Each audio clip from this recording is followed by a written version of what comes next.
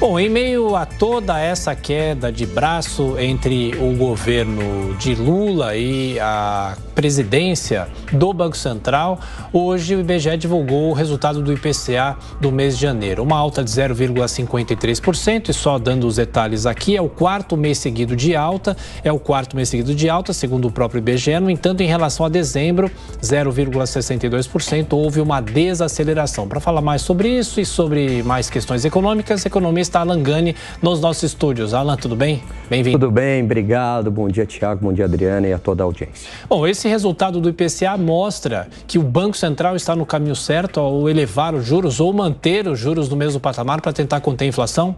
Com certeza, porque o resultado mostra que o jogo da inflação ele está longe de ser ganho. E a inflação continua elevada, mas estabilizada ali na casa próximo de 6% ao ano, mas é aquela inflação que incomoda, né? Se a gente pegar esse dado e anualizar, imagine que todo mês venha 0,53, significa que é uma inflação mais de 6, 7% ao ano. E isso, claro, é a perda de poder de compra da população, do trabalhador.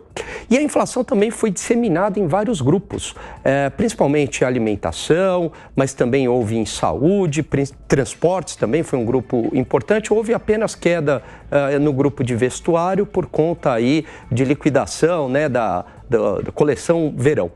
Tirando isso, foi uma alta disseminada. Portanto, o Banco Central continua bastante vigilante em relação à inflação e fazendo um bom trabalho. E o Alan é nosso comentarista aqui também de economia, acompanhava com a gente a entrevista com o ex-presidente justamente do Banco Central, Henrique Meirelles, assim como o Diogo Schelp também conosco, o Cristiano Vilela, estavam acompanhando essa entrevista, estão aqui também livres e à vontade para questionar o Alan sobre qualquer coisa. Agora, Diogo, o Henrique Meirelles falava para a gente que o Banco Central justamente ele respeita o regime de metas da inflação, né?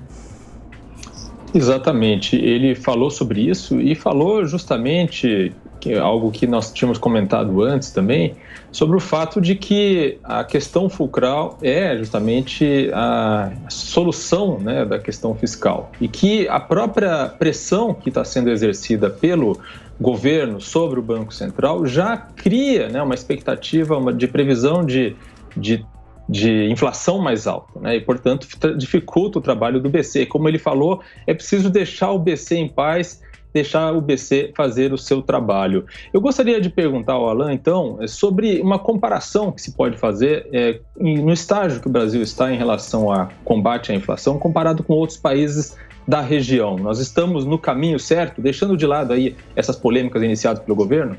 Perfeito, bom dia, Schelp. Com certeza a gente está no caminho certo. Inclusive, a atuação do Banco Central tem sido elogiada pelos países desenvolvidos. O Banco Central brasileiro, ele sai na frente no ajuste da taxa de juros, que é o principal remédio para combater a inflação, e consegue domar aí a inflação abaixo de 6%. A inflação em 2022, mesmo com os efeitos pós-pandemia, né, que foi toda aquela desarticulação das cadeias produtivas, dinheiro muito fácil, né, turbinando crédito, e depois guerra entre Rússia e Ucrânia, a gente entrega uma inflação de 5,8% em 2022, menor do que a inflação americana, menor do que a inflação da União Europeia, e com crescimento econômico de 3%. Então, o Banco Central tem muito mérito nesse sentido. Veja que os bancos centrais de outros países do mundo, países desenvolvidos, estão com bastante dificuldade de domar a inflação em seus países, como nos Estados Unidos, que também é uma discussão bastante relevante lá. O Banco Central continua no caminho certo e aí o discurso do presidente Lula não faz o menor sentido. Cristiano Vilela, saindo esse novo dado sobre a inflação e também a sua pergunta para o Alan Gani. Bom dia, Alan Gani.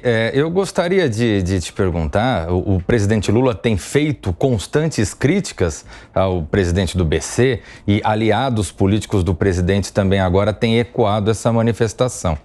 Do ponto de vista objetivo, caso realmente o governo tenha interesse efetivo numa diminuição da taxa de juros, o que o governo poderia fazer? Qual seria a lição de casa para o presidente Lula para que a taxa de juros nos próximos meses pudesse efetivamente voltar a baixar?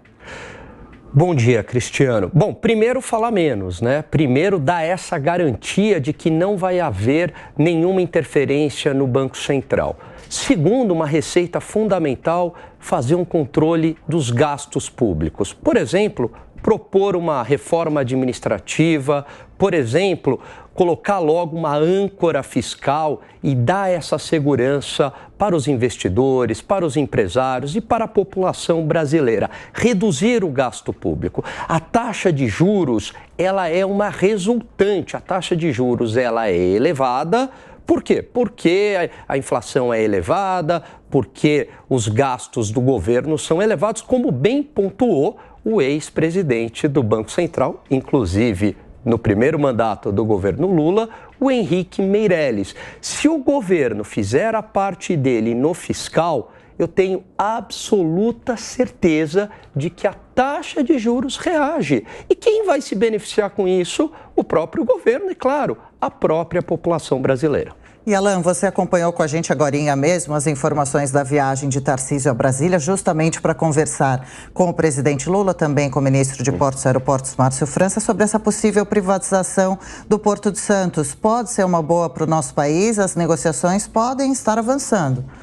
Com certeza, a agenda de privatizações ela é muito importante. As privatizações que ocorreram no passado trouxeram mais renda para a população brasileira, trouxeram inclusive mais renda para o governo, porque a arrecadação de impostos aumentou à medida que essas empresas passaram a ser ainda mais lucrativas, dando mais arrecadação de impostos do que quando elas davam lucro para o governo, quando elas eram estatais. E mais emprego. Então, é uma visão muito ultrapassada, ser a favor de estatização, uma visão daqueles dinossauros da economia. A agenda de privatização ela é muito importante. Veja o caso de uma Embraer, do caso de uma Vale. Olha no que essas empresas se transformaram em gigantes mundiais, competitivas, e são empresas que foram privatizadas.